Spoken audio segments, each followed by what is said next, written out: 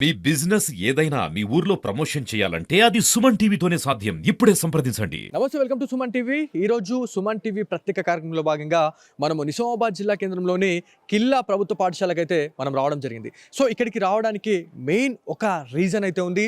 సంక్రాంతి సెలవులు దాదాపుగా ఇంకొక 5 నుంచి 6 రోజుల్లో సంక్రాంతి సెలవులు అనేది కూడా మనకి ప్రభుత్వం అయితే ప్రకటించే అవకాశం ఉంది. సో ఈ సంక్రాంతి సెలవులు అనగానే చాలామందికి గుర్తొచ్చేది గాలి పటాలు. సో ఈ గాలి పటాలు, దాంతోపాటు ఏదైతే దారం గురించి మాట్లాడుకుంటే నార్మల్గా మనం వాడే దారం అయితే పర్లేదు, కాకపోతే చైనా మాంజా అని చెప్పేసి మనం ప్రతిసారి కూడా మనం వింటూనే ఉన్నాము. చైనా దారాలకి సంబంధించి మనం మాట్లాడుకుంటే చాలామంది ప్రాణాలైతే ఇవాళ అది బలికొంటుంది అని చెప్పేసి కూడా మనం చెప్పుకోవాలా. సో ఈ మధ్య కాలంలో దాదాపుగా ఒక ప్రాథమిక సమాచారం అయితే రావడం జరిగింది, ఒక రిపోర్ట్ అయితే వచ్చింది.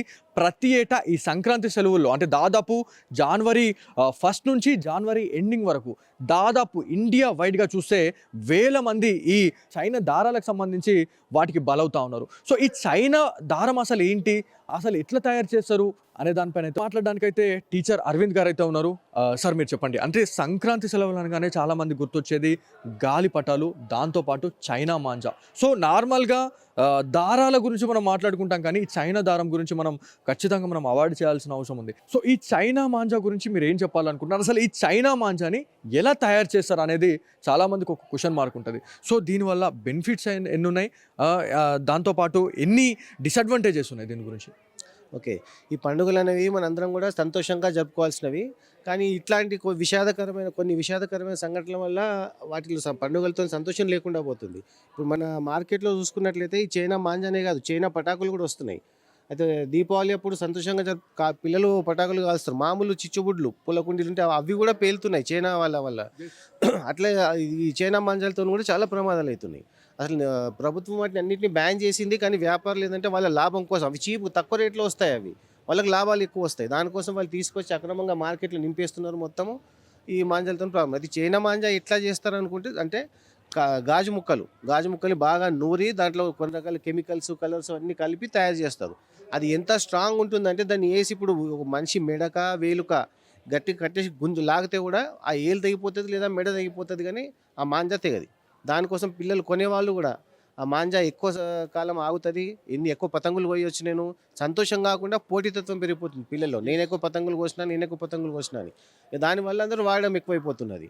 చిన్నప్పుడు మేము ఉన్నప్పుడు కూడా, నేను చదువుకునే రోజుల్లో కూడా ఎవరో చెప్తే ఇట్లే గాజు ముక్కలు నూరి దాంట్లో పసుపు ఇంకేదో కలర్స్ కలిపి చేసినాం. కానీ ఎగిరేసేటప్పుడు ఎంత ప్రాబ్లం ఏంటంటే మాకు అది స్పీడ్గా గాలి బాగున్నప్పుడు స్పీడ్గా వెళ్ళిపోతుంది పతంగి. అయితే దానివల్ల వేళ్ళు తగినాయి, వేళ్ళు తగి రక్తాలు వచ్చి ఇన్ఫెక్షన్లు కావడం ఇవన్నీ ప్రాబ్లమ్స్ జరిగినాయి. అరే ఇది ఇట్లా మంచిది కాదు అని మేము అందరం కూడా అనుకుని ఫ్రెండ్స్కి చెప్పుకున్నాము, అందరికి చెప్పినాం ఇట్లాంటి మాంజాలు వాడొద్దు అని. ఈ చైనా మాంజాలు ఇదే పద్ధతులు తయారవుతాయి, ఇన్ఫెక్షన్లు అవుతున్నాయి, మనం అందరం కూడా చూస్తూనే ఉన్నాం.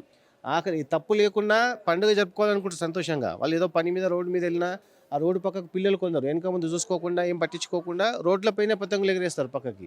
అవి రోడ్డు మీద వెళ్ళే స్కూటర్ల మీద, బైక్ల మీద వెళ్ళే వాళ్ళ మెడలకు చుట్టుకొని నడుచుకుంటూ పోయే వాళ్ళకు కూడా వాళ్ళ మెడలకు తాగి మెడలు కట్టాయి చనిపోయిన సందర్భాలు ఉన్నాయి. కొందరు జవాన్లు కూడా, సైనికులు మన కోసం ఎక్కడో ఉండి దేశ రక్షణ కోసం కష్టపడే వాళ్ళు కూడా ఈ ప్రమాదంలో మా చైనా మాంజాల వల్ల గొంతులు తెగి అట్లా తెగి యాక్సిడెంట్లు అయ్యి చనిపోయిన సంఘటనలు కూడా ఉన్నాయి. సో ఎన్నో ఫైట్ల నుంచి తప్పించుకున్న జవాన్లు కూడా ఈ చైనా మాంజాకైతే బలవుతున్నారని మీరు అంటారు, అంతేనా?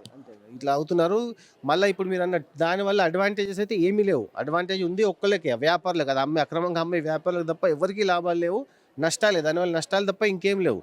పిల్లలకి ఎగిరేసే వాళ్ళకి వేలు తెగడమా అవి అవుతుంటాయి, ఎవరు మెడకు చుట్టుకున్నా ఏం చేసినా వాళ్ళకు మెడలు తెగడమా ఏదన్నా కావడమా ఇవన్నీ ప్రాబ్లమ్స్ ఉన్నాయి తప్ప దానివల్ల ఒక్క లాభం కూడా లేదు. సో ప్రభుత్వం కూడా చాలా వరకు కూడా ఈ చైనా మాంజాని బ్యాన్ చేసింది అన్న తర్వాత కూడా మనకి నిజామాబాద్లో మనకి పెద్ద బజార్, సో పెద్ద బజార్లో దాదాపు 10 నుంచి 15 షాపులు ఉంటాయండి. సో ప్రతి షాప్లో కూడా ఈ చైనా మాంజా అనేది ఉంటుంది. మరి అధికారులు బ్యాన్ చేసిన తర్వాత కూడా మరి వీళ్ళు ఎందుకు ఇంత విచ్చలవిడిగా వీళ్ళు వ్యాపారం చేస్తూ ఉన్నారు? అధికారులు మరి వీళ్ళపైన ఏమైనా ఉక్కుపాదం మోపే అవకాశం ఏమైనా ఉందా, లేకపోతే ఏమైనా మామూలు అనేది వాళ్ళు తీసుకున్న తర్వాత దీనిపైన ఎవరు కన్నేసి ఉంచకపోవడమే దీనికి మూల కారణం అని అనుకుంటున్నారా?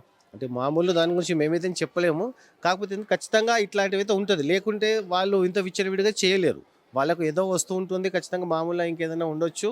వీళ్ళకి ఏంటంటే లాభాలు బాగుంటాయి కాబట్టి వాళ్ళు ఏది పట్టించుకోకుండా వాళ్ళకి ఏముంటుంది, వేస్తే ఎక్కువ జన్మ అనేది ఫైన్ వేస్తారు, 500 1000 ఫైన్ వేస్తారు అమ్మినందుకు. దానికి వాళ్ళు భయపడరు, కానీ వాళ్ళకు వచ్చే లాభాలు చాలా ఎక్కువ ఉంటుంది దాన్ని చైనా మాంజా అమ్మడం వల్ల.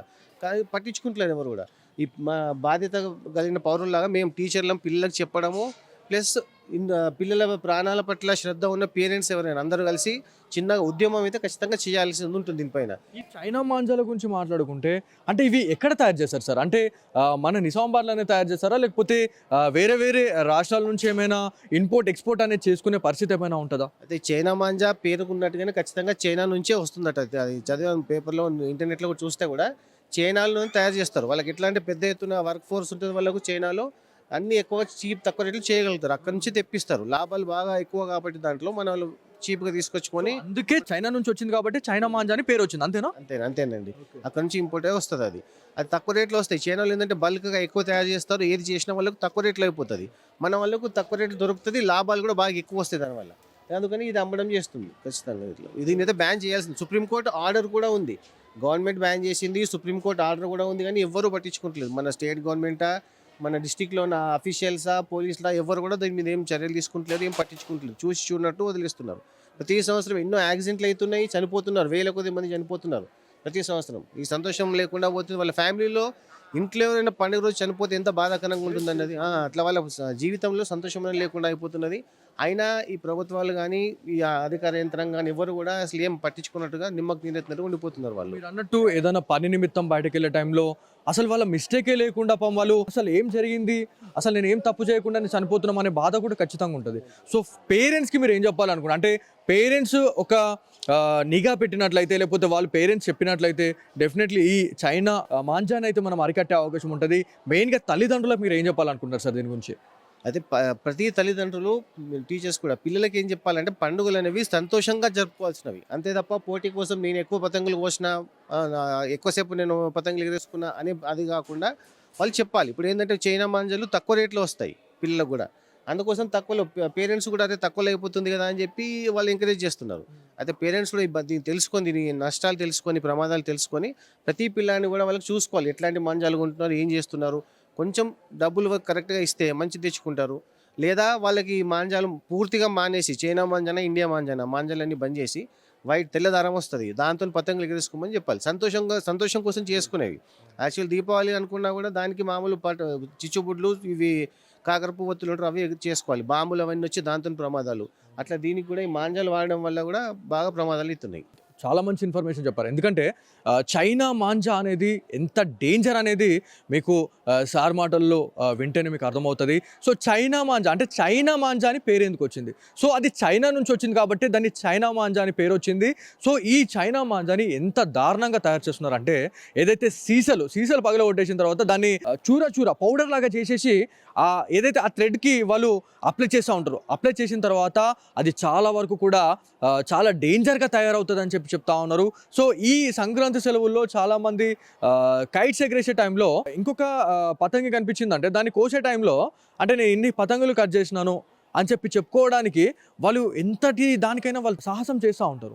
సో ఇందులో భాగంగానే అసలు చైనా మాంజా అంటే ఏంది, చైనా మాంజా వల్ల ఎంత డిసడ్వాంటేజ్ ఉంది, అడ్వాంటేజ్ ఎవరికైనా ఉంది అంటే అది ఒక వ్యాపారస్తులకు మాత్రమే. సో డిసడ్వాంటేజ్ గురించి మాట్లాడుకుంటే అసలు మల్టిపుల్ మనకి ఇష్యూస్ అనేది మనకు బయటకు వస్తూ ఉన్నాయి. సో ఎవరైతే వాహనదారులు బయటకు వెళ్ళే టైంలో కావచ్చు, వాళ్ళ పీకకు చుట్టుకొని చాలామంది చనిపోయిన ఘటనలు ఉన్నాయి. సో ప్రతి ఏటా కూడా మనకి ఇండియా వైడ్గా చూసుకుంటే వేలాది మంది ఈ చైనా మాంజాకి అయితే బలవుతున్నారు అనేది మనకు నిపుణులు అయితే చెప్తా ఉన్నారు. ఎట్ ది సేమ్ టైం మనకింత థ్రెట్ ఉందో దాంతోపాటు మనకి పక్షులు కూడా ఆ మాంజాకి చుట్టుకొని, ఆ కాళ్ళకు చుట్టుకొని, లేకపోతే రెక్కలకు చుట్టుకొని చాలా వరకు కూడా అవస్థలు పడి అవి చనిపోతూ ఉంటాయి. సో మనకంటే మనకు చేతులు కాళ్ళు ఉన్నాయి, కానీ వాటికి ఏమున్నాయి? సో వాటిని పట్టించుకునే నాదుడు కూడా ఉండరు. సో ఒక చెట్టు మీద దానికి చుట్టుకుంది అంటే దానికి ఇంకేం లేదు, ఇంకా అక్కడనే చనిపోవాల్సిందే. సో దీనివల్ల ఇంత డిసడ్వాంటేజ్ అయితే ఉంది. సో ప్రతి ఒక్క పేరెంట్ ఈ వీడియో చూసిన తర్వాత మీ ఫ్రెండ్స్ అండ్ ఫ్యామిలీ మెంబర్స్కి అయితే ఈ వీడియోని షేర్ చేయండి. ఎందుకంటే టీచర్స్ని మనం ఎందుకు మాట్లాడడం జరుగుతుందంటే వీళ్ళ నుంచి ఒక ప్రాపర్ గైడెన్స్ అనేది బయటకు పోతుంది, చాలా మంచి మెసేజ్ బయటకు పోతుంది. కాబట్టి మేము ఇవాళ టీచర్స్ని అయితే మేము చూసుకోవడం జరిగింది. సో ఇది ఇవాళ Suman TV special story. Camera person కార్తిక్తో బాలు, సుమన్ టీవీ, నిజామాబాద్ నుంచి.